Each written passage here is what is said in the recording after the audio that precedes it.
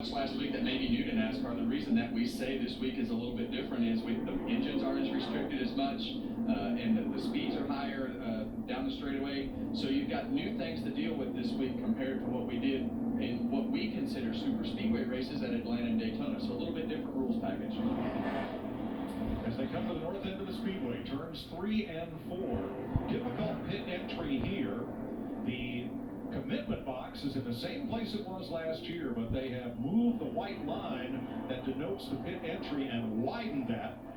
You see it there with the black paint is where it was. The white line is where it is, but the orange commitment box at the beginning of pit road in the same place it's always been. There we go. Tricky getting out of the pit road. Yeah, I actually see it better from that angle back there. Just wide. Next car's in. Drivers that come in. You ready? Here we go, boys. Ford versus Chevy, Logano versus Larson. Green flag is out. Boogity, boogity, boogity. Let's go racing in Las Vegas, boys. Whoa, big block by Buscher. Looked like Chase Elliott was trying to make a move. It's close, Kevin. Well, those restarts are going to be like that all day because these guys know that this is when the tires are the freshest.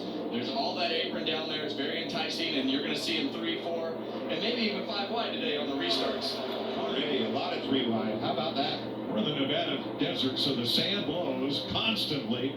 It'll be there on that back straightaway. And we are 3 and all but 4 wide. That's the line with Truex and Elliott way down on the bottom of the racetrack. Why are they pushing so hard? Because this is the best time to make hay. When these things are together, these restarts are always chaotic at Las Vegas because it's so hard once they get spread out to pass. Well, this is going to be the time when your car feels the best. The track's not rubbered up. You've got new tires on the race car, and this is when you're going to see the highest speeds probably all day come out of the leaders. 5th place battle. Briscoe, Wallace, Truex. See Truex turn down right off the bumper above Wallace. These guys are getting after it. We see Kyle Larson going after the lead right here, and this is what we've talked about all weekend, Clint. He got his car turned in the middle of the corner, was able to run the bottom of the racetrack and turn right under Joey Logano to take the lead in what we feel is probably the fastest car. And as we talked at the beginning of the race, we feel like it's also Kyle Larson against his right rear tires. Zane Smith with a tire down. He's got some sort of trouble. He's staggering out. I think he got in a wall that may be a bit linked there. Toe link. Looks to me like he's been in a wall. He drops to the apron in turn 2, and we stay green. We see his teammate Carson Hocevar there, and on the speed charts yesterday, those guys were really good on lap times. Well, Clinton, here's what we were talking about. Is Joey Logano going to be able to keep his car up in the front of the pack? Because last year, he had some trouble when the green flag drops, and they fell back. Well, yeah, and who's he trying to hold off? That 24 car. We talked about it, and it's been noted last year. 24 and 5. William Byron, Kyle Larson. They were the show last year. Look to be again this year. Let's go back to Zane Smith and his issue. Well, he got loose. Overcorrected a little bit. Still, that could have been catastrophic, especially for all those guys behind him. They're all thanking him. He has made it to pit road. Need people. Replacing that toe link on the right rear for sure. Michael McDowell, that yellow car, was charging hard, way down on the apron on the front straightaway on each of the first 3 or 4 laps. And it has, he gained a couple, lost a couple. He's right about where he started. Well, Michael McDowell's really aggressive on all the restarts, especially when we get to the road courses and some of those braking zones, but he also carries that over to the restarts and is very aggressive. Trying to hold off Christopher Bell there, but Bell and Ryan Blaney moving to the inside. Well, you heard me say Larson and Byron, right? They're fast. Duly noted. They've been fast here, and they're still fast. But I'm looking at these Toyotas. This Christopher Bell right here, prime example. They were a little bit off on the speed, but I think the handling is going to come into play in a big way for them today. Look for them to march forward, all of them.